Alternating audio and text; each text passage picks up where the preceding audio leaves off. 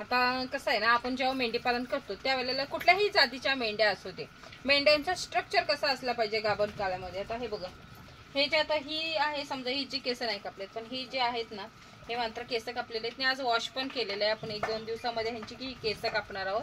तर तसंच आहे की आता ह्या जी मेंढी आहे असा पूर्ण स्ट्रक्चर पाहिजे. आणि तिकडे एक आहे, तर ह्या अशा 4 मेंढ्या आहेत माझ्याकडे. 4 ते 5 मेंढ्या आहेत की त्यांचा स्ट्रक्चर जो आहे तो खूप चांगला आहे. आणि पूर्ण म्हणजे जसं वर्षानंतर लागवड आपण करतो, लक्षात ठेवायचं आपल्याला वर्षानंतर लागवड करायची आहे मात्र, कारण की त्यांची बॉडी पूर्ण झालेली असते. आता हिला पूर्ण बघू शकता आणि तिची ही पोटाची जी साईज आहे बघू शकता किती झालेली आहे. आणि जी आता हाईट वगैरे हे सर्व मात्र कसं होतंय, पूर्ण ही जी बॉडी झालेली आहे. आणि त्यामुळे काय होतं, आता केस पण नाहीये हिला केस पण नाहीत. ही आपण भादरलेली आहे, तशीच ही पण भादरलेली आहे.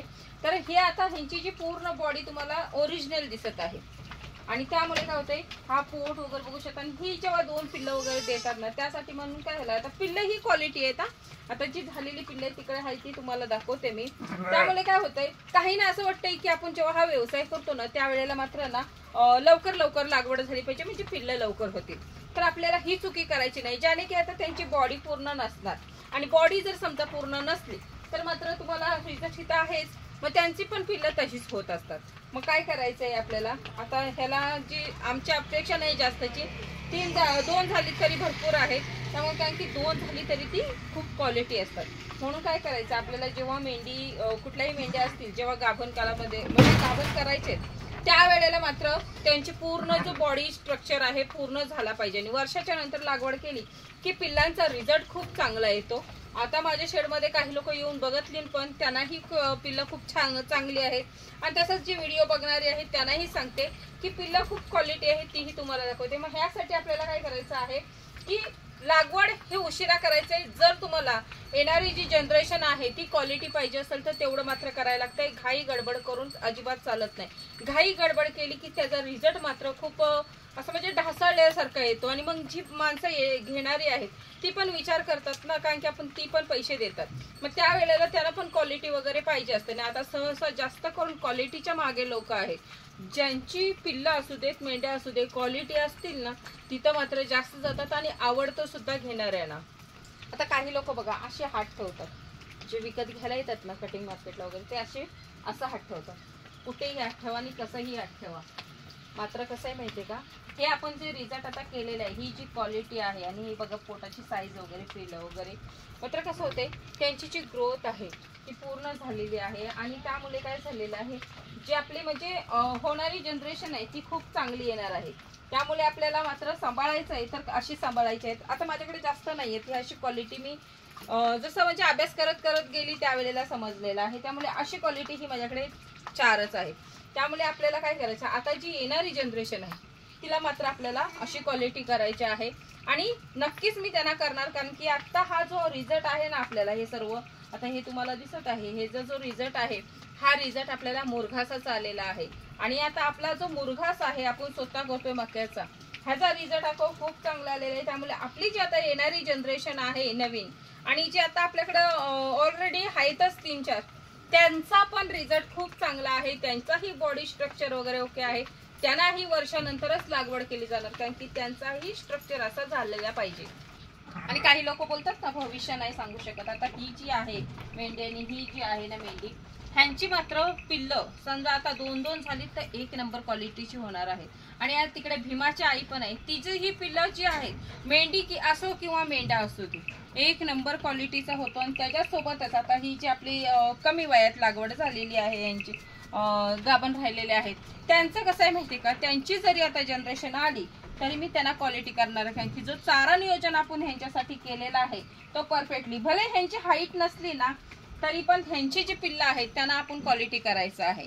आणि ही जी आता इकडे आलेली आहे ती तिकडे आहे, ह्यांचं मात्र काय होते माहिती का, आता जी 2 होतील ना ती मात्र 1 नंबर क्वालिटीची होणार आहे. तसेच त्या भीमाची आई आहे तिला तर म्हणजे पहिल्यापासूनच तिचं तर असं झालेलं आहे की तिचा पहिल्यापासूनच बॉडी स्ट्रक्चर वगैरे ओके होता. कसं आहे की आपण जेव्हा शिकत होतो हे सर्व व्यवसाय त्यावेळेला एकीचं असं झालं की आपल्याला तेव्हा माहित नव्हतं क्रॉस वगैरे कसं करायचं काय करायचं.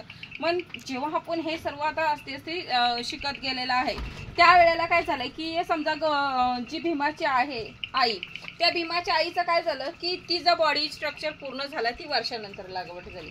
मग अशा मुले ना एक राहिली तर एक वर्षानंतर लागवड झाली असं झालेलं आहे. त्यामुळे तिच्या भीमाच्या आईचा पण बॉडी स्ट्रक्चर पूर्ण झालेलं आहे. त्यामुळे तिचाही पिल्लांचा रिझल्ट खूप चांगला येतो.